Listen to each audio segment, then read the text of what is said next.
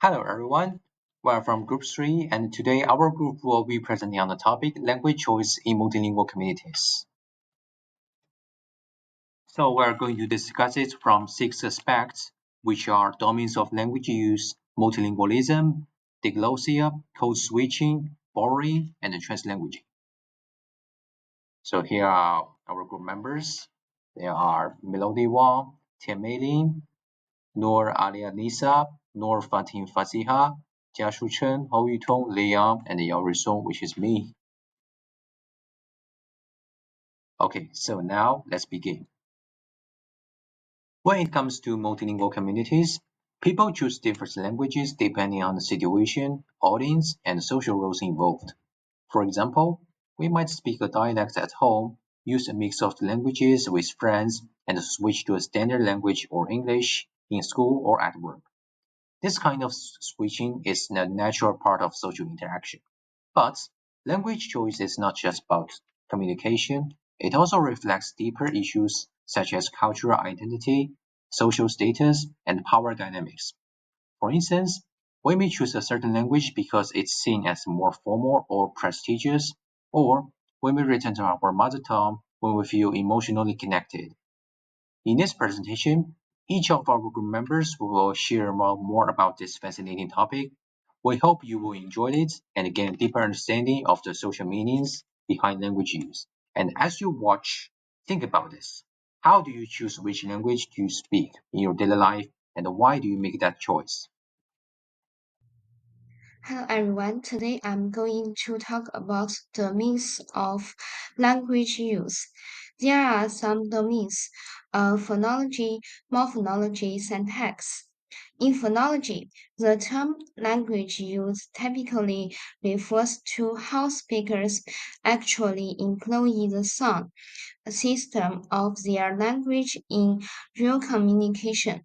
This includes both systematic patterns and variation in pronunciation, stress, intonation.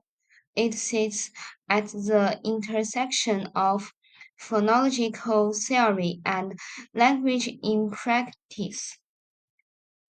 Language use in morphology refers to how speakers actually use and manipulate these word building elements in real life communication, which may differ from the idea or textbook version of how words are supposed to be formed.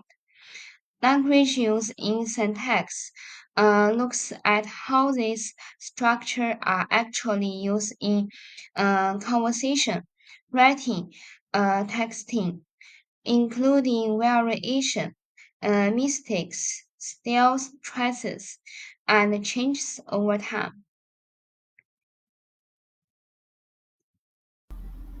Semantic language use in semantics focus on how people actually understand and convey meaning in everyday communication, including ambiguity, implied meaning, word choice, and culture nuance.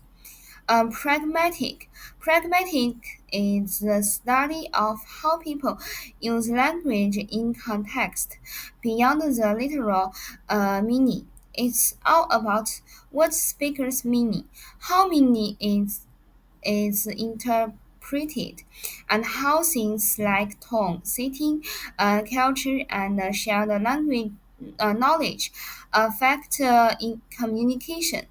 So, language use in pragmatics looks at how people navigate meaning in real time, including things like indirect, indirect speech, politeness, talking, sacrism, and more. Hello everyone, my name is Melody Wongsenli and my matrix number is AQ01992. So, today I'll be talking about multilingualism. Multilingualism or bilingualism is the knowledge or the use of more than one language by an individual or community. For example, if you know two languages, you are considered bilingual. If you know more than two languages, such as three languages or four languages, you are considered multilingual. There are a few reasons why one would be multilingual, which are migration, cultural contact, colonization, commercial, scientific, and technology dependence. So, in this slide, we're going to look at how multilingualism and bilingualism shape a language. Over here, we're going to look into two different phenomena, which are individual phenomenon and societal phenomenon. For individual phenomenon, we look at ways how one acquire two or more languages, the presentation of language in their mind, and the ways of assessing language for speaking and writing. For societal phenomenon, on the other hand, we look at the status and the roles of language, their attitudes towards language, and the determinants of language choice. Now, we will look at the language variation and multilingualism. So, what are the implications of societal multilingualism? Over here, we are going to look into the recognition of the wide English variation around the world, which can be divided into two main different varieties, which are the native varieties and the non-native varieties. Over here, examples for native varieties, we have British and American English, and for non-native varieties, we have examples such as Malaysian English, Indian English, and Filipino English. So, what is language variation? Language variation is the many different ways of saying the same thing. Over here, the speaker will modify their accent or their pronunciation, their lexicon, their word choices, or grammar, which are their morphology or syntax. Hi everyone, my name is Leon and my metric number is 198339. Now we will learn diglosia. Unlike bilingualism, where two languages are used, diglosia refers to two varieties of the same language, each with distinct roles in society. Before we study, let's see what you would say in the following scenario. You are in a company quarterly sales report meeting and have to explain how your sales figures and doing to your manager and customers. Which statement should you choose? A. Sales job, customer all not happy la. B. Our performance for this quarter shows a positive upward trend in customer engagement. C. IO. Very stressed you now. Last month's target all can't hit. Now that will go with B because this is a formal occasion and we have to use formal language. Next, you've just stepped out of the bedroom and are about to go to the pantry with a colleague to relax and chat. What would you say that would be more natural?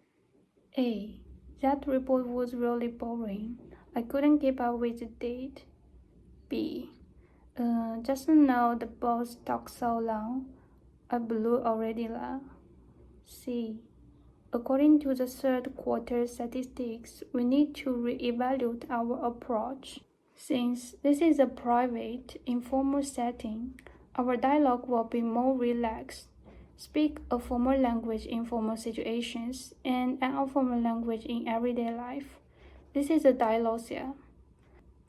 To put it in linguistic terms, dialogia is a social-linguistic phenomenon in which two distinguished varieties of the same language coexist within a single speech community, each serving different social functions.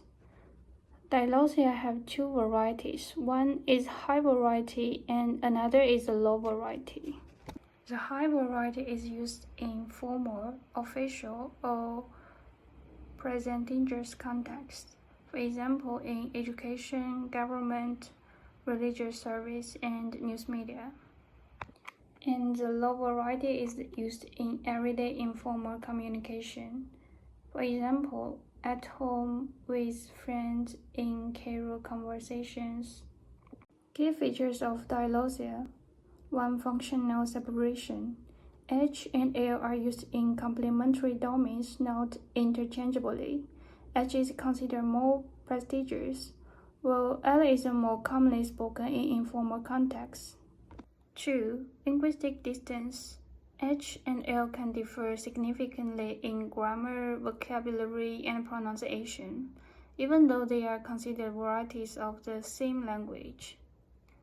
3. No native speakers of H. Typically, the H variety is learned through formal education, while the L variety is acquired naturally as a first language. 4. Societal attitudes. H is often associated with literacy, intelligence, and correctness, while L may be perceived as simple, emotional, or even incorrect, despite being widely used. Code switching. We've all heard it before, but what does it really mean? Code switching refers to people who speak two or more languages, whether bilinguals or multilinguals, who tend to switch languages in the middle of conversations depending on situations. The language and mannerisms used during conversation, whether considered friendly or professional, is also considered as code switching.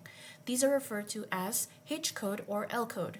H code is the use of formal language, while L code is the usage of informal language. There are a few types of code switching. One of them is intrasentential code switch.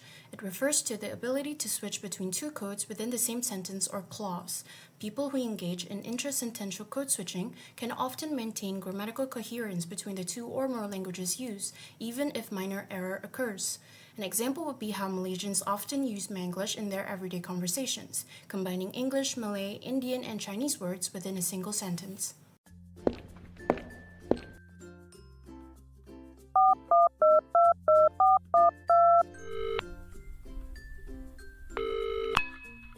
Hello, you?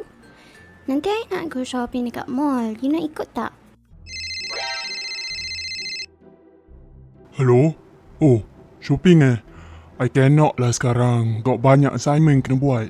Oh, ya ke? It's okay lah. You buat assignment you, I ajak someone else. You nak pesan apa-apa? I boleh tapau kan? Tak apa. You go have fun. I jumpa you malam ni, kita go dinner sama-sama. Dinner? Alright lah macam tu. Bye.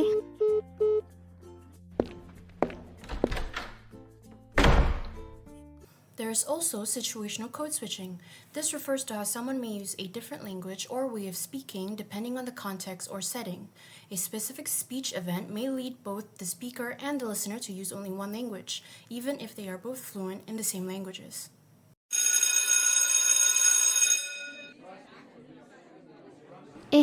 Semalam I pergi lepak dekat mall tengok cerita baru keluar kat wayang tu. Best tu. Ya ke? Cerita lah sikit. Apa tajuk? Apa jadi? You too?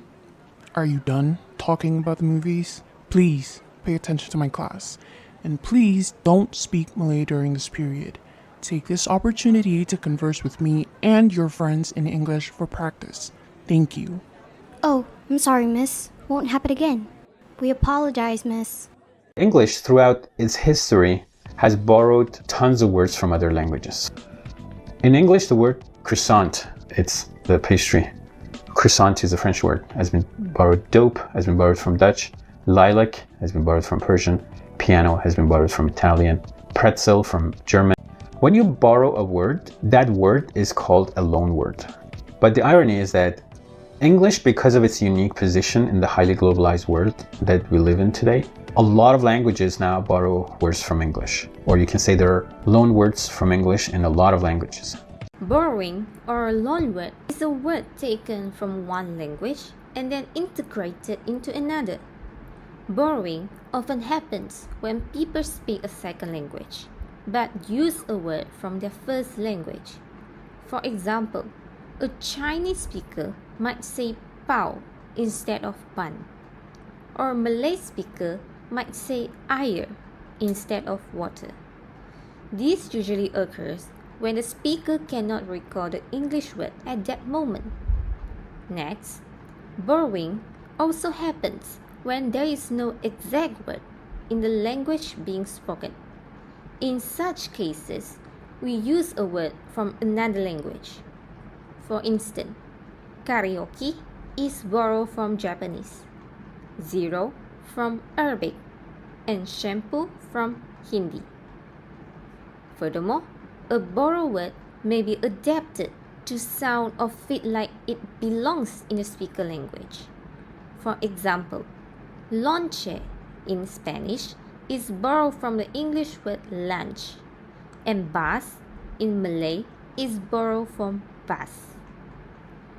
To conclude, people borrow words when speaking a second language, when there is no word in their language, or when borrowed words become part of their daily speech. Okay, let's move on to translanguaging.